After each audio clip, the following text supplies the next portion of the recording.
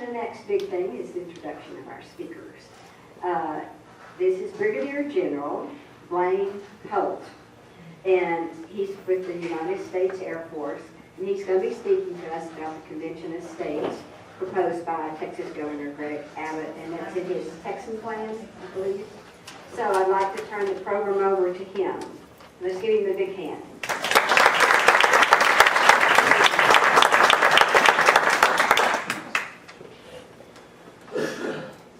Get the equipment going up here. All right. Goes perfectly well with my new uniform. I retired a year ago, so I'm right out of shrink wrap. I came to you here in Texas from NATO headquarters. And I was and I had my cards here, but they're gone. Oh, it's right over there by the code. Ah, got them. Okay, so now I'm back to and I do my own stunts, so I didn't have an exec write this for me. So it'll be my speech actually tonight. I work for a scrappy little aviation company called Millionaire. We've got about 33 locations around the world, and our headquarters is here in Houston. So my wife and I were very proud to come back to the state where I earned my wings 28 years ago. And that was up in Lubbock, Texas at Reese Air Force Base. And that's where we had our first child, and she is definitely a native Texan. Tonight you get a converting Georgian, so I will work with that. It's my honor to be here with you tonight, and I can't tell you how much I love to talk about the Convention of States, or really just American issues. Okay? If there's one thing that is very important to me, it's a belief that I had, and it actually led to kind of part of my decision to retire, is that my constitutional oath that I took as a vet, or as a young active duty airman, never expired. Okay? So to protect the Constitution from all enemies, foreign and domestic, well, that still stands. Okay? And when I retired a year ago, and so when I retired, I woke up here in beautiful down the street in beautiful League City, and I noticed that my muzzle was gone. So here I am, I'm a one-star general, and I can speak, and I'm going to speak a lot. So it's very important, I think, and you'll hear a lot in the news about generals who get political, or they get into their afterlife and they get a little mouthy. Somebody's showing up at a political convention and everybody goes nuts. And we've actually had some 4-stars talk to the priesthood, the other generals, and they've said, hey, don't be political. Even in retirement, don't be political. Well, here's the thing. Wow.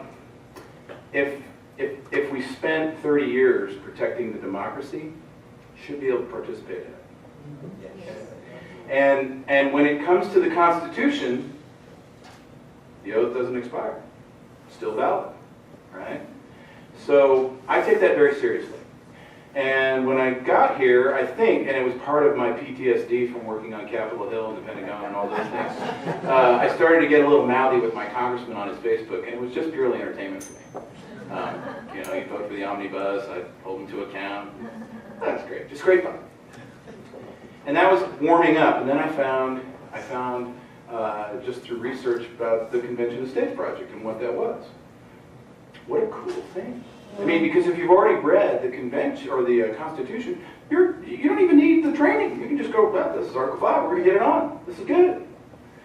So I'll go into that just a little bit here, and I'll answer your questions. There's a lot of misconceptions about what the Convention of States is and what it isn't, and I think it's very important to kind of lay that groundwork here.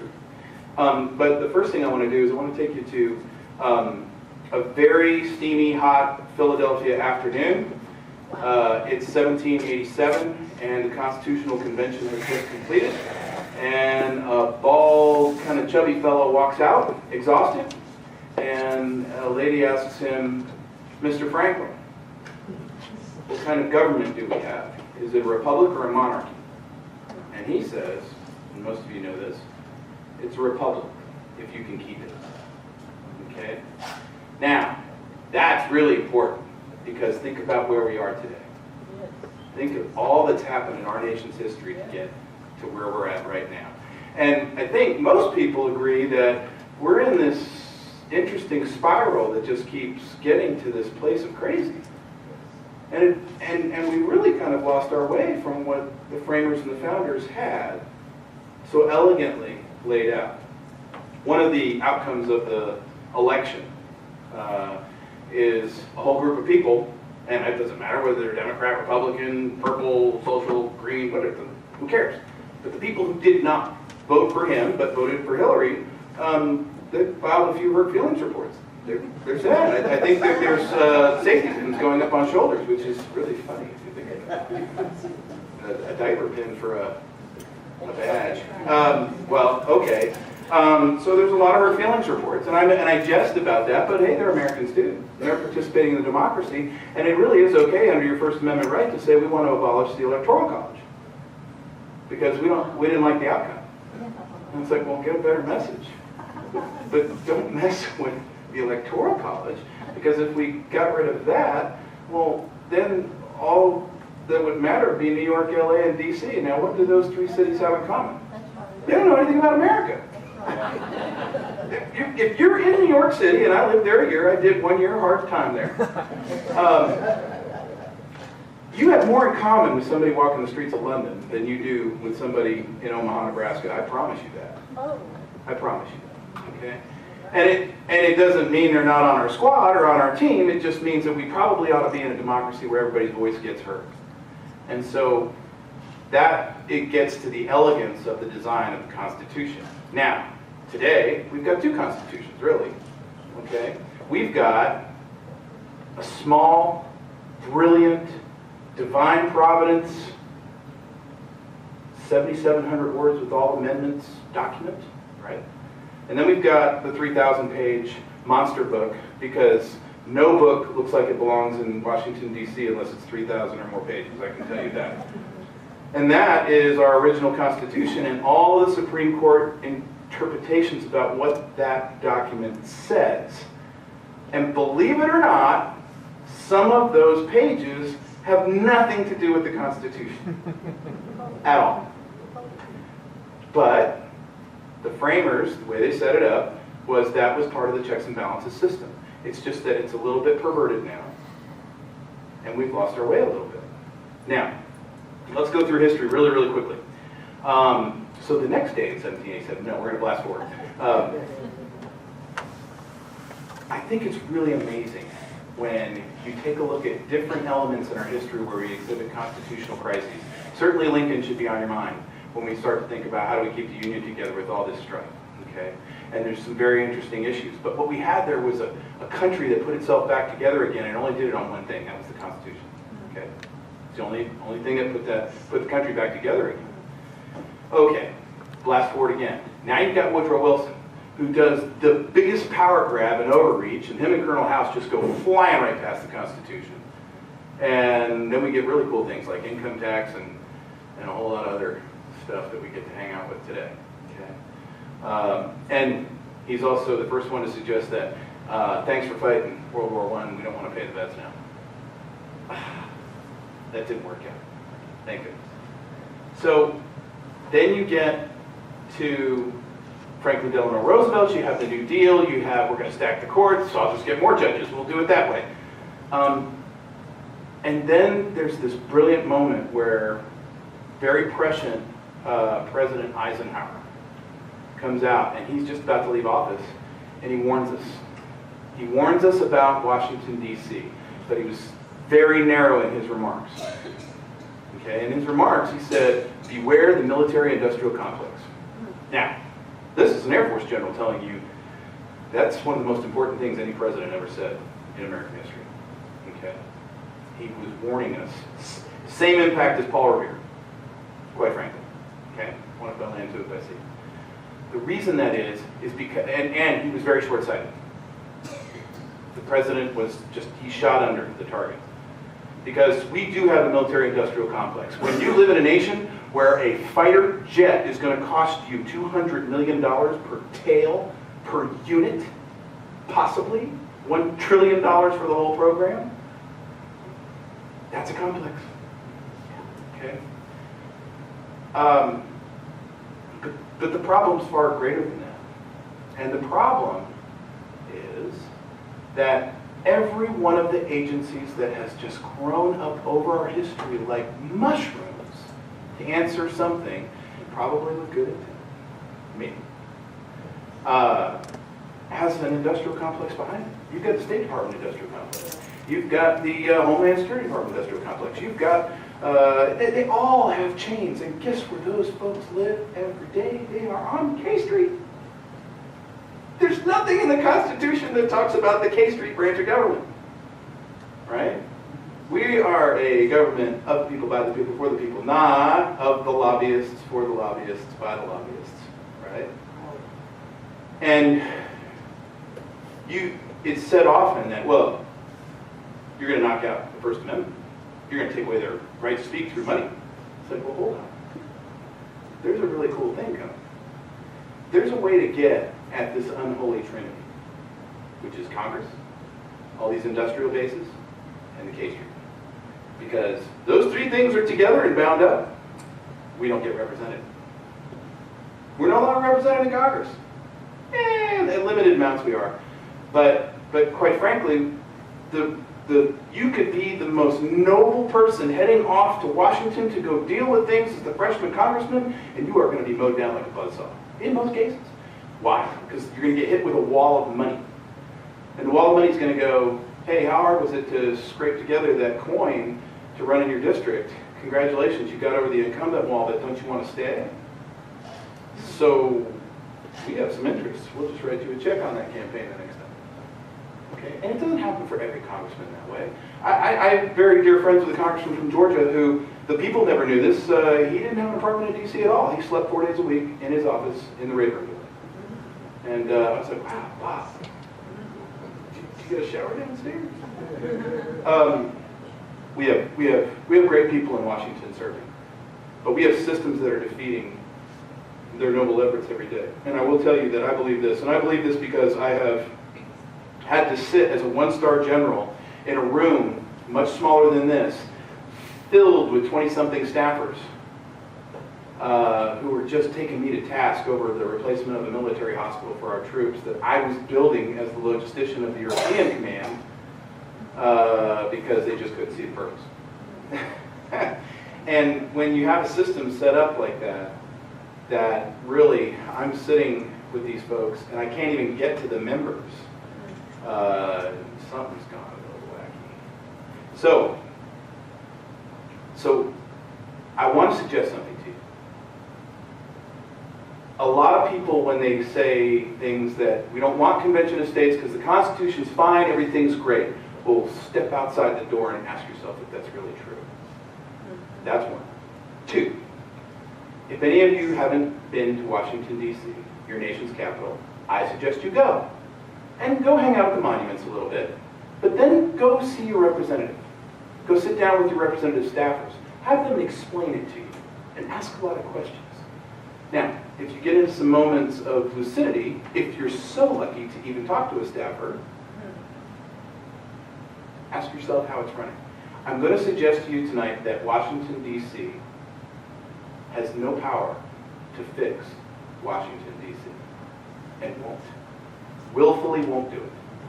Because we organize all these structures and systems to feed that beast. So when the freshman congressman sits down from District USA, and the freshman class, they started today, they opened up, they got all their briefings, here's how it works. There's leadership, there's the K Street kids, here's the do's and don'ts. Interns are over there, stay away. And now you're in the system.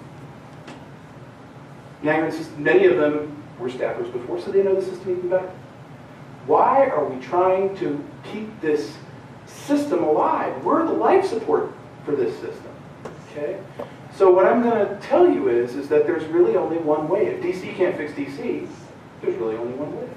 You have to turn to the Constitution itself. Now, George Mason, brilliant, genius, put the circuit breaker in. Because the framers, just like Ben Franklin, knew this day would come. It's a republic if you can keep it. if you can keep it.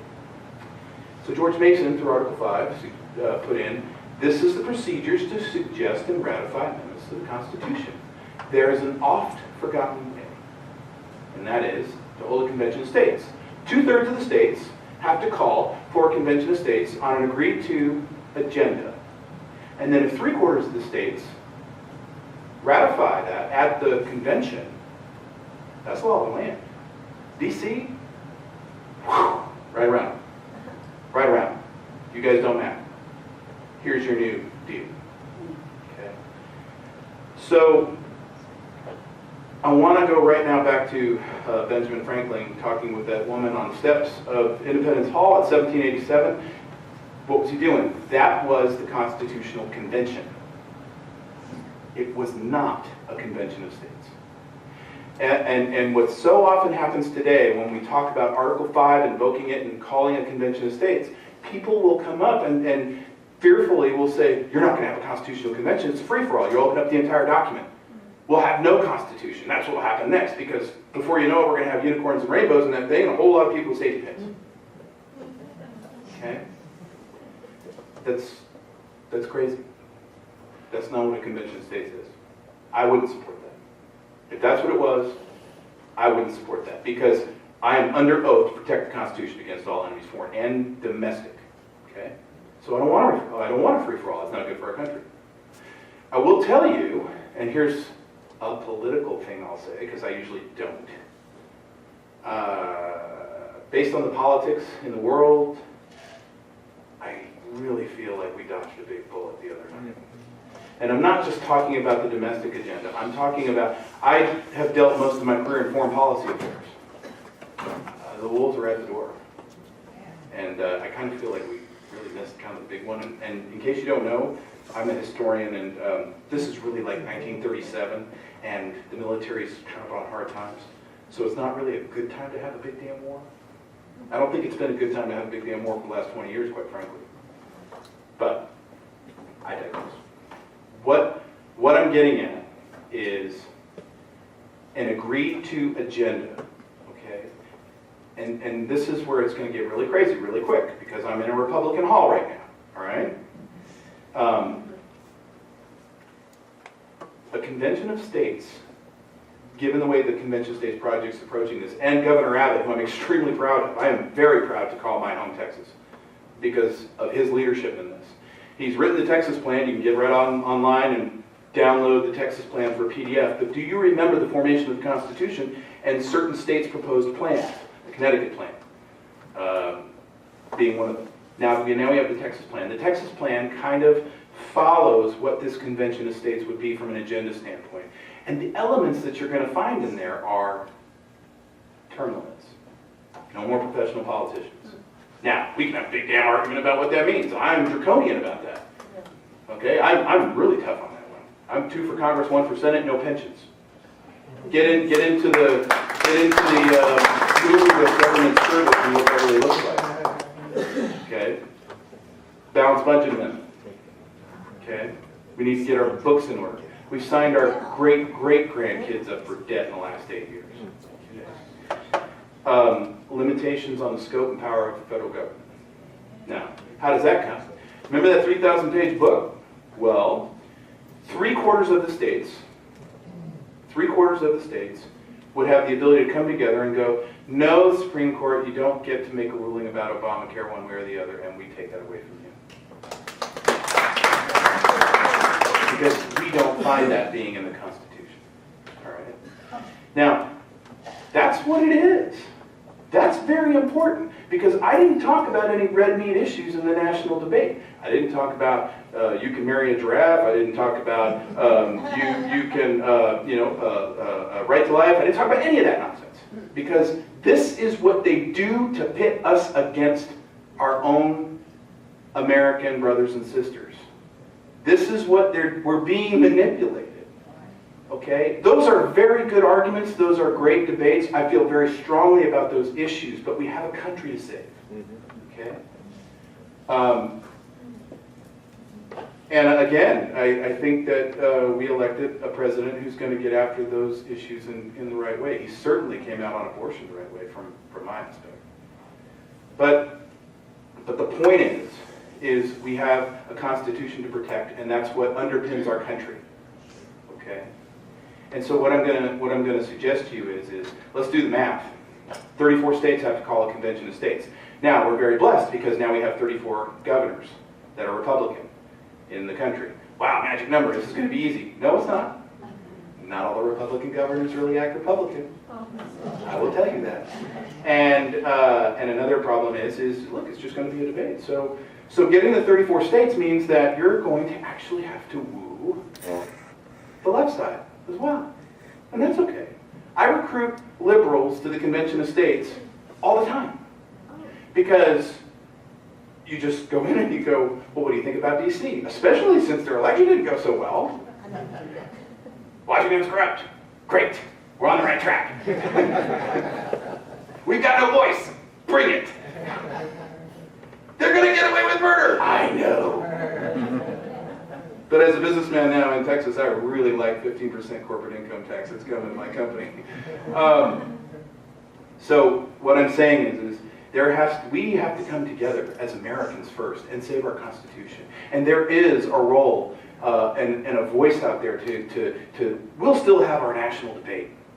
We'll go through the Convention of States, we'll get the right amendments done, we'll save the Constitution, and the next day we'll be right back at it. Okay? This is where Americans, that's what we do. We debate, we got mouths, we got a First Amendment. What could be better? So the point is that Governor Abbott, Mark Meckler, and other leaders like Mark Levin from his talk show. Boy, I was really honored. I was at a dinner in New York a month ago, and I was sitting right next to his mother-in-law. Really? Yeah, and I was just like, we gotta talk. So I'm gonna try to get him involved with some of the Convention of States stuff. I'm also the Texas Veterans Director for those programs, so I'd like to kind of get him plugged in. But it's a very noble mission to want to do this for our country. And on days when I am most frustrated, a little less since election day, I'll tell you that, but on days when I am most frustrated, this is a positive way to address what ails us. In my view, it's a positive way to wake up, rather than watching the whole republic melt and the economy go to you-know-where and us sitting on the edge of some conflict. And no end in sight, because, as I said, DC won't fix DC. I can't tell you how many times as a one-star I was just told in DC circles, oh, well, you just don't get the system. So, okay, well, if the system kills the country, is that okay? So, we need you. We need everybody. And don't be fooled. This is a good election outcome, but it's not game over. This is not game over. This is, and I think we got a president who's actually going to help us with the term limits piece at least. We've got a chance, and we might have a champion. But don't make no mistake. I can't even get a certain congressman I know, and I'm in his district, to come out and say whether he's for it or not. Just yes or no. Pick. Your governor is your party. Pick. Just tell us. Why? Because Speaker Ryan might not like it? Because we've got to protect some power in D.C., and that could dilute us? This isn't about the prime directive, is it? It is. It is. Because what's any big bureaucracy, and I know I worked in the Pentagon, I did my time there, so you didn't have to. What's the number one priority of any big bureaucracy? It's to protect itself. Okay. And DC as a system, as an ecosystem, is going to protect itself first. So the only way to really get this done is to go, sorry, new rules. We said so. We're the people. And we insist. We actually insist. And that's exciting, because we're in a historic time, and this could be the best way to honor our founding fathers, who gave us this great country, who fought for this country. That the greatest general who ever lived, General George Washington, pushed the crown off to the side and said, I'll be the president, and then I'll leave peacefully. Okay. We're blessed. We're so blessed. And I don't want to be in the generation of Americans that gave up the republic. I want to be in the generation of Americans that saved it. And I want to honor the founders. And I want you to join me. I want you to join me in it. And And if you come to conventionestates.com and you sign the petition, well, you know what? You got my salute. That's really great. That would be good. If you want to do more, that's great too. But I'll tell you what, I've watched from a military perspective, because I'm a military man, I've watched a lot of silliness. And unfortunately, it's a lethal silliness. Because when very poor decisions are made, and it involves a whole lot of money and decisions out of DC, well then that's not what you sent your sons and daughters to go do overseas. Okay? And I want to see us come together as a nation and preserve our Constitution and really get back to first principles, which is, you know, the 10th Amendment's a very important amendment, and no matter what, Thurgood Marshall had it wrong. It's not an ornamental amendment. The states have power. They were always designed to have power. And if it's not expressly put in the Constitution, well, then it's a state's matter. Okay? Now, I'm not a purist, and I'm not here to tell you that, and that's where we're going. That'll take a lot of work. But we need to get back to first principles. Okay? And the thing that I'll stop on here, and then I'll open it up to any questions you may have, is just remember that Washington, D.C. won't fix Washington, D.C. And it's your republic that's hanging in the balance. So join me, please. Thank you.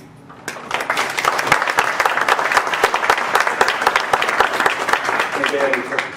Sir? So you get the 34 states together for the convention. Right. Who actually has the votes on the issues among those 34 states? Is that the governors that vote, or how does that work? So he asked, how does it work? The process, the mechanics. So I wrote that into this speech, but if you notice I never looked at it once, I really appreciate the help. So here's the thing. The states will propose the convention. The rules of the convention then will be agreed to in those legislatures. So there's actually two things happening in Texas. Texas is on the eve of becoming the 9th state to file for the Convention of States. Okay? And that'll be a proud moment when that happens. We're going to get it done in this legislature. I'm positive of that. But another part is, okay, who goes? Who goes? And who sits on that thing? TBD. Because when you're getting through these big, you know, we've got an agreed to agenda, that's hard.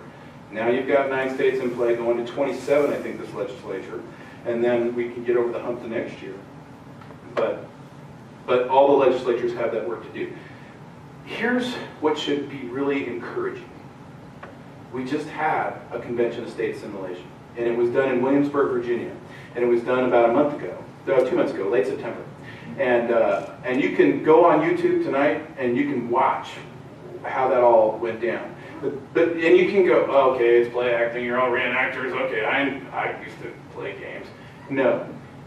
They sent live representatives and state senators from all the states who are interested in Convention of States, and all 50 came. And these are the people who are very likely to be there if we go live with this. And they harangued. They went at it. They took the narrow band of agenda items, and they went after it. Now, it didn't come out just exactly perfectly, but you know, it was. And you can look up the amendments and the way that they read on the simulated Convention of States. But the budget, the term limits, Supreme Court reigns on that. I think that slipped a little bit. But what I'll tell you is, any one of us, if that was the outcome, could walk away and go, we honored you tonight, George. We honored you tonight. So it works. The process works. And what a grand effort it was. But that is the mechanics. And the cool part for us is Texas is going to be 9. It doesn't mean we should just go complacent and go, no, we're good. I would love it if you wrote your state senator or your state representative a note and said, where are you at on Convention of States? I need to know. But the governor is making that his priority number 1. Sir? Yes. I first heard about this almost 2 years ago. Mhm. And I've always wondered, I listen to a lot of conservative media, and it doesn't seem to gain much traction outside of people who are actually working on it. Mhm. Like, I watch Fox News, Yep. whatever, you never hear about this at all. So if it's not out there being promoted Right. aggressively, how do you, and I mean, it's one thing for us Sure. small people to talk about it versus people who have an actual platform Right. that can reach millions of people. So Okay. why isn't it more out there? So that's a blessing and a curse. Here's the curse part. Well, the curse is, like you said, there's limited exposure to what this is and what we're trying to do. And how great would it have been in the election season if everybody understood they had something else they could look forward to in a political season to get after. But here's the curse. If you go too large, too big, too quick, the national media is probably not going to be Convention of State supporters. Just a guess. Just a guess. And so the antibodies of that, all over, just all over. And just some of the early opposition where you'll see people just writing outright lies. This is Constitutional Convention, light yourself on fire. No. But we have, well, so Mark Levin is a big name who's absolutely, I mean, he singled out Paul Hodson and Tamara Colbert, our state Texas directors of the state of Texas, as the shining example of what this should be. That was great. For those of you who are Glenn Beck fans, he was a big supporter of it. Here's the problem with that. Okay, this is back to the curse side. I got a whole group of lefties to go after. And so here's the thing: it's okay that this is born out of the rib of the right, but the left's got to buy it. Okay? They have to. So where I'm kind of applying some of my efforts when we sit down and have our big strategy meetings is like, cool. How do we tell that to lefty to liberal? How do we make that a bread and butter issue for them? How do I do that without insulting them? Right? What are they waking up to in these mornings after the election? They're waking up to if you try to win by insulting people, calling them racist, calling them bigots, demeaning them, saying they have no education, and that if they vote for that man, they're just stupid, that you're actually going to have people vote against you in droves.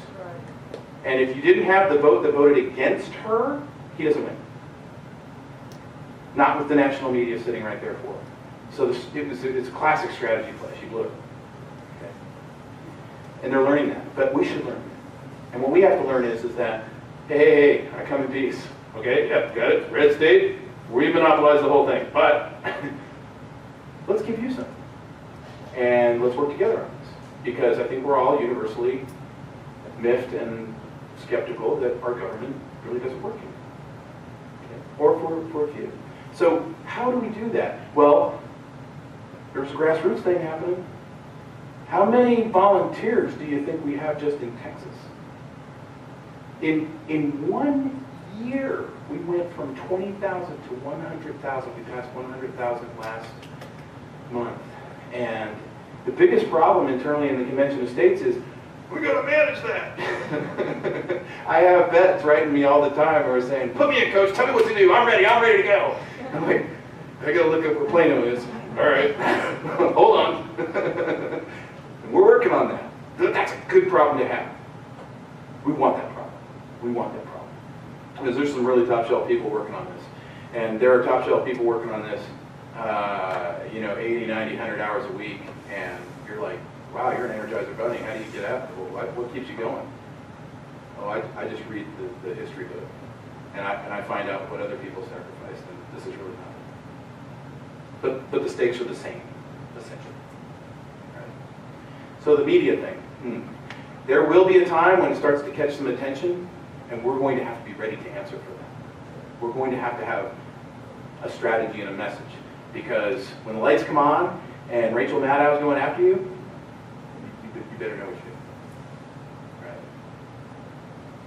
Is there any timeline set for getting all the states on board? Or at least the number of states is So I asked Mark Meckler about that, who's the co-founder, him and Michael Ferris. Michael Ferris was the one who championed homeschooling and got that across the finish line. But what he believes is that by next year, through getting through all this legislative session this year, we're going to fall short. So probably somewhere around 27 states are on board by the end of this. That's great because that's nearly a tripling. Okay. Yeah. And then the cleanup year will be 18. So right around the midterms, boom, we're getting ready to call the convention. Now, in my own remarks, what I've said is, look, after this legislative season's over, if we're getting close, 27, 28, 29, then strategically, that's why it's good to have all these generals involved, strategically, we're going to have to really deeply understand who our friends in D.C. are and who they're not, okay? And that will fall on both sides of the aisle. And so we're going to have to understand that because what's the first rule of Washington? Protect Washington. Right? So, Self-preservation. yes. And so what we're going to have to do is keep them honest. And some of my recommendations lean towards, well, we better have the right people elected for those midterms. I can tell you that. We better have people that are champions that are going right on in, and they're going to be right there going, no, no, no, I know what this is, and I support it. Freaking out the Speaker of the House and the Majority Leader and everybody else who wants to protect what's going on there. Because K Street won't like this at all. And I think if you just kind of took away the life support system for K Street, gosh, we'd wiped out 80% of this country's problems, quite honestly. I mean, we'll stumble and we'll foible because we won't have professionals for congressmen and senators. How cool would that be? Never meant to be. You know? Yeah, never meant to. Oh, you've been a congressman for 2 terms. Well, you're done. Just want to try to run for Senate, and I don't think anyone's going to let you. We'll get used to it. Right? Dan? January 20, with the session starting, I've been concerned that how can we be ready and on that very day march in and have it all laid out to, is it the Senate or both Senate and House? It's both. Representative Rick Miller from nearby here in Sugar Land, he is going to sponsor on the House side, and then you have What's his name? Representative Rick Miller. He'll be the sponsoring House representative. He's from Sugar Land. Great guy, Navy guy. Go ahead. I'm sorry, but my fear for a long time, every 2 years when they start up again, I'd like to deal with facts, but how I know it is a fact is there is a very huge situation about the Speaker of the House. Yes, we're working on that right now. And is he still the same one? Because, King. what? Yeah, Senator King. Not Strauss?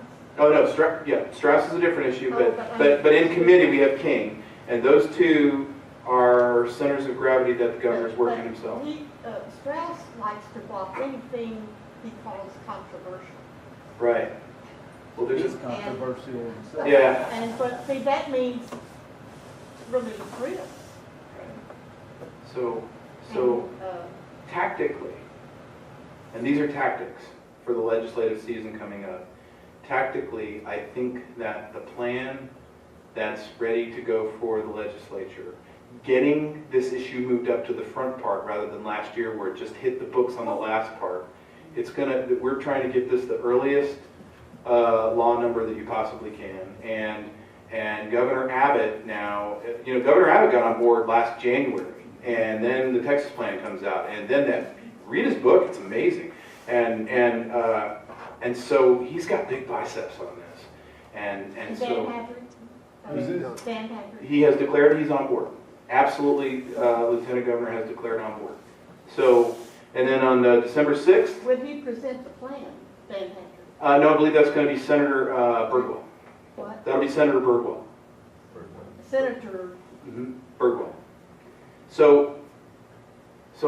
But my sense of things right now is that the plan is on track and that we have well identified who we really need to kind of help push over the line. We make a lot of phone calls, and you're welcome to do those things too. And on the 6th of December is the next rally we're going to have, where we all just pile into Austin and go, hi, we're here. We're all here, and we're all coming to see you. So when we do one of those, it's like 300, 400, or 500 volunteers. We go have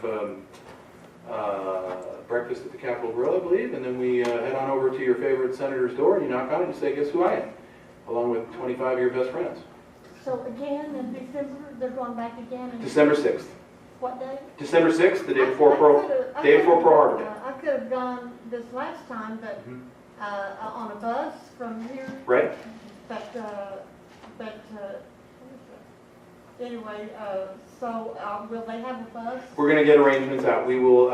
Kelly's going to get all of the logistics out for what we're able to do for the 6th.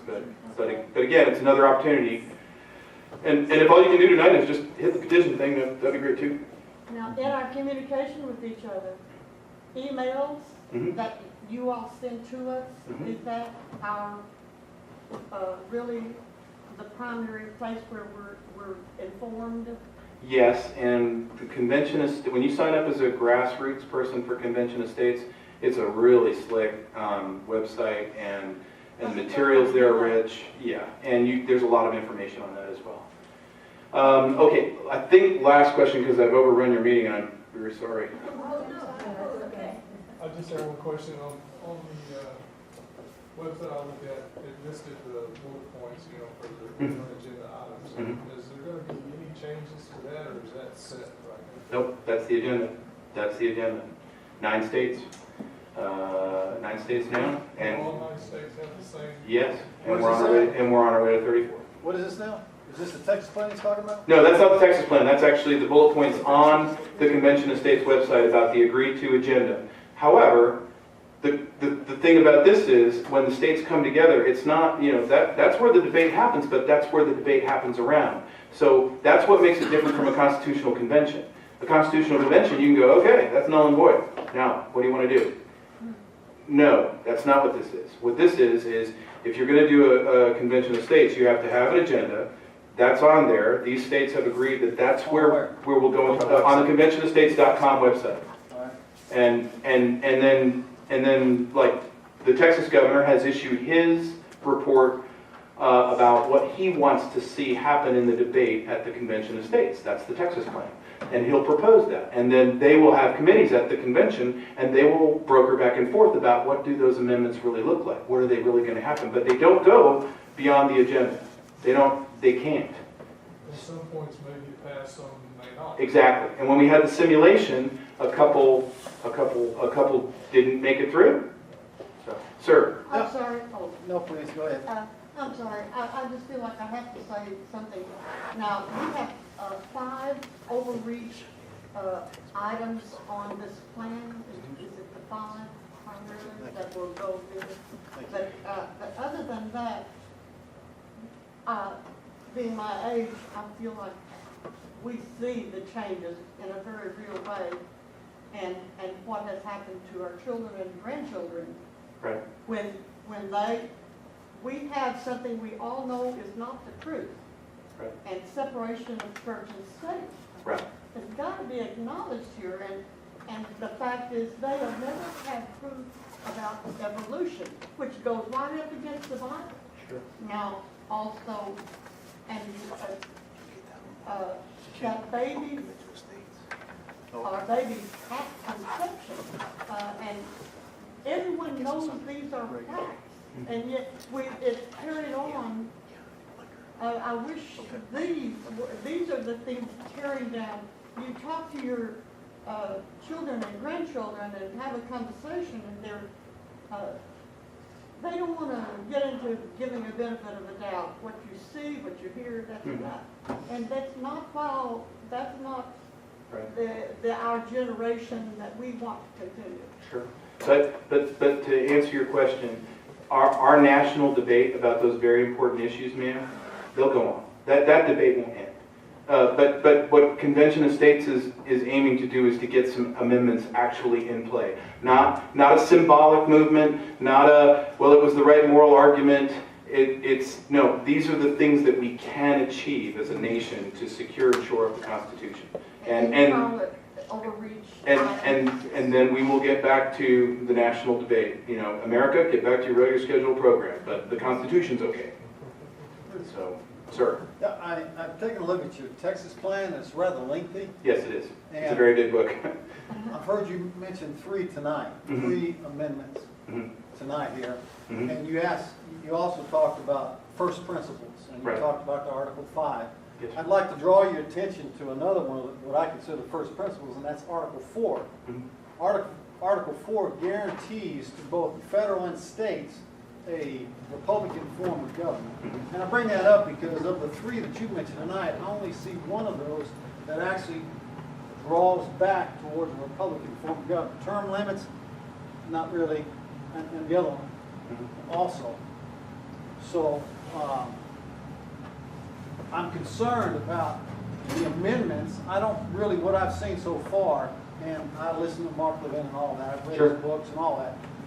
What I'm hearing so far, really none of it brings us back to the original Republican form of government. So that's what I'm trying to draw the attention to, that Sure. other, what I consider first principle, Sure. so that we can keep that in mind as we start developing amendments. Absolutely.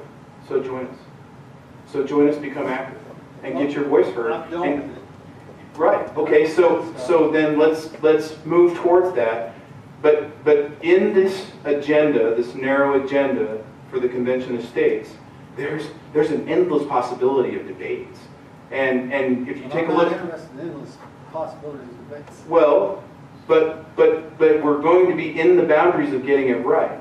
So that when we walk away, we're going, you know what, we did something for the country today. Darn it, I didn't get my thing, or we didn't get the, you know, I can just tell you right now, my dream about term limits, the way I laid it out, it's not going to happen. Just not going to happen that way. But I'm going to dream about it. And I'll always say it wherever I go.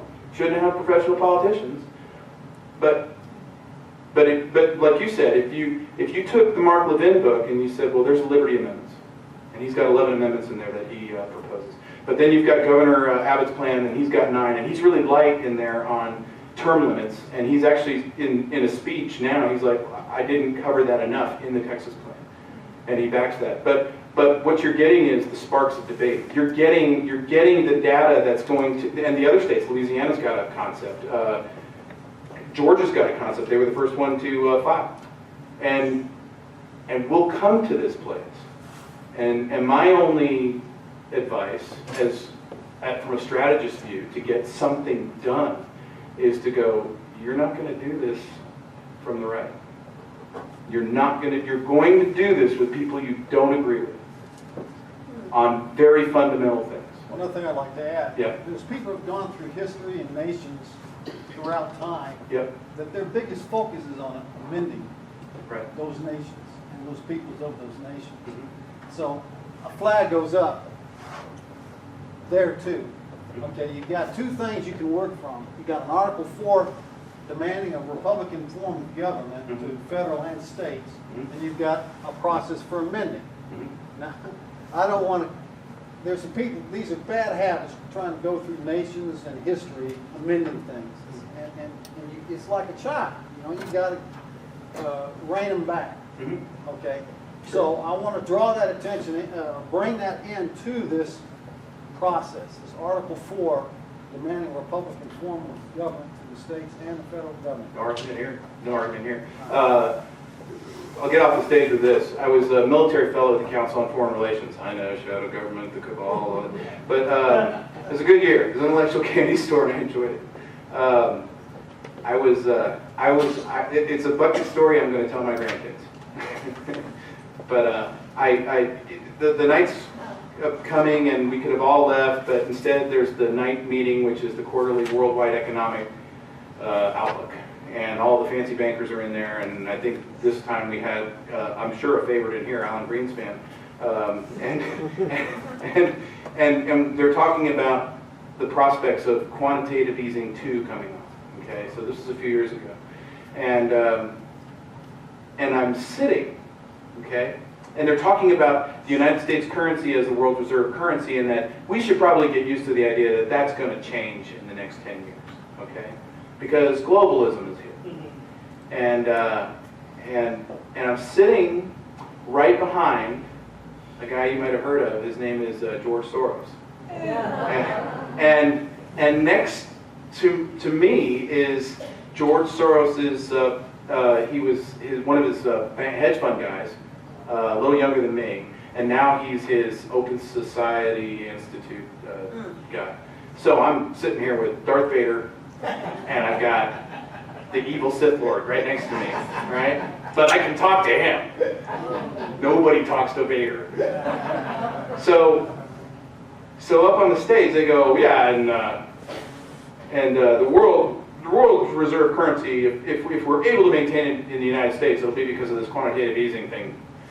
And I lean over to Ted and I go, so you're telling me because all you bankers are all brilliant, that's why we're going to keep the reserve currency? He goes, I think that's what he said. And I said, yeah, well, that's not the reason. And now I see Vader twitch. He's listening to me. And I'm in a United States Air Force uniform. And he goes, oh, really? Well, then what's your version of how we're going to remain the world's reserve currency? I said, that's easy. It's the Constitution of the United States of America. I said, we're the only fair deal in town. And the world's a rough neighborhood. But we're the only honest broker. That document says so. We may not follow it all the time, but that document says so. Nobody else has a document like that says so. So when you guys get on CNBC and you talk about the flight of capital to safety, where's the safety? It's New York City. That's where the gold is. That's where the banking is. Why? Because of the Constitution. And the Sith, or Vader, turns and looks at me, and he is putting laser beams through my head. He is just looking me up and down, and I'm like, Blaine Holt, Colonel, U.S. Air Force. And nothing else was said. And I left. Thank you very much.